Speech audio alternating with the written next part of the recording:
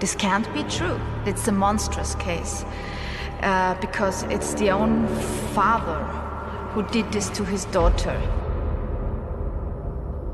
Do you think she knew? We still do not know what his wife really knew. She took in 3 babies, one after another, and accepted them. Yes. We have talked about some of the darkest people in the world before. People who could be called the biggest monsters to ever exist. Some even refer to them as lords of the dark web. At one point, while researching such cases, I said something very disturbing. I said that I wished the world would end, that everyone would die. And I wasn't joking. I wasn't exaggerating for a video. I genuinely felt that if people like this truly exist in our world, then humanity is already finished, and maybe it's better if the world ends. I said this because it felt like the world was moving in a very dark and dangerous direction. And while searching for more such cases, I came across a true crime story that sounds completely fictional, but is absolutely real. When the truth of this case first came out, even the police refused to believe it. They thought someone was narrating the plot of a badly written horror movie. But as evidence slowly began to surface, not just the police, the entire media was left in shock. Josef Fritzl was a man who was highly respected in society. People admired him. They trusted him. But no one had any idea what was going on inside his mind. And no one could ever imagine what had been happening inside his house for years. Josef lived with his wife, Rosemarie. Together they had 7 children. One of them was Elisabeth. Elisabeth was different from the others. She and Josef never got along. They were constantly fighting, and because of them, the atmosphere at home was always tense. The story everyone was told was that Elisabeth ran away from home to join a cult. One day, she simply disappeared.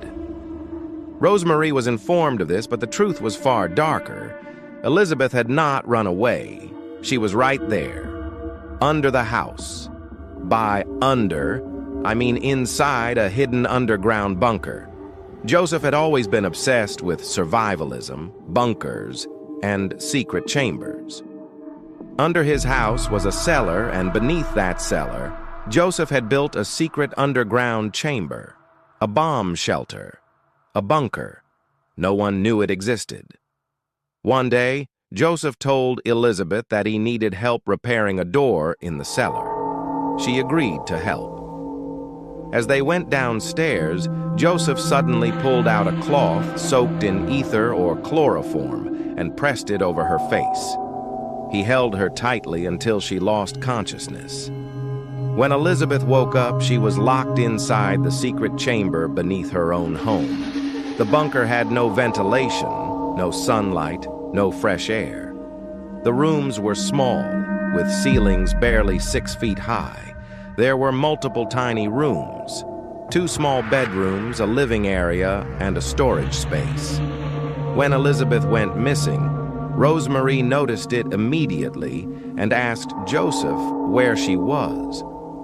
Josef told her that Elisabeth had run away and joined a cult and would never return. Meanwhile, Josef secretly brought food and water to the underground chamber. After some time, he decided Elisabeth would never be allowed to leave that place.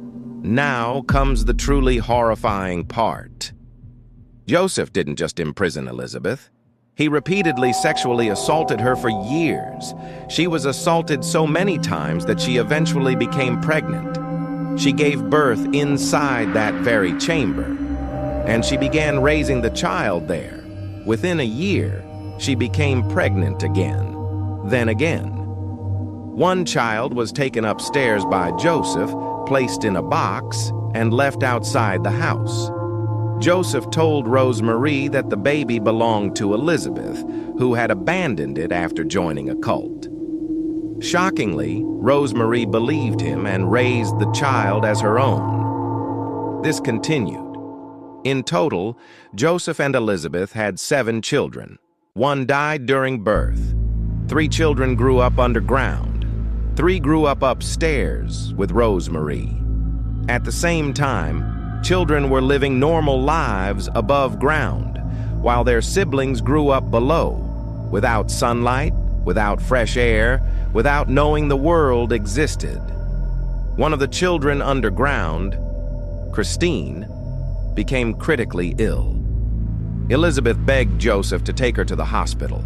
Eventually, he agreed. When hospital staff saw Christine, they were horrified. She was pale as snow. She suffered from severe vitamin D deficiency because she had never seen sunlight.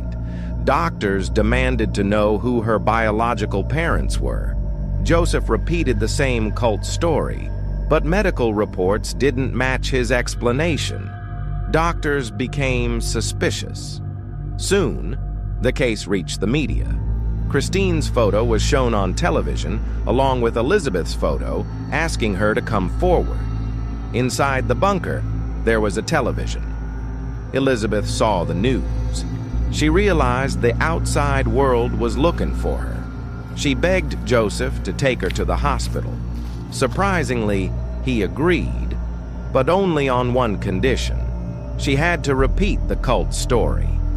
At the hospital, police arrested Elisabeth, believing she had abandoned her children. But in private, she told them everything. The truth was unbelievable. Josef Fritzl was arrested.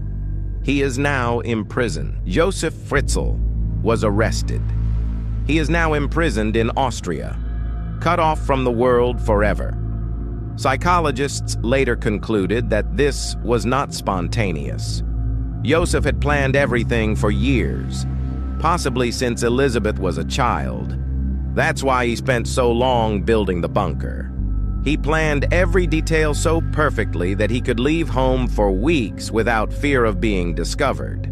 And during all this, he went on vacations, enjoyed life, and showed no guilt. Before ending, one question remains. Do you really believe that his wife, Rosemarie, knew nothing? That she never questioned where these children came from? Or was she silently involved? What do you think?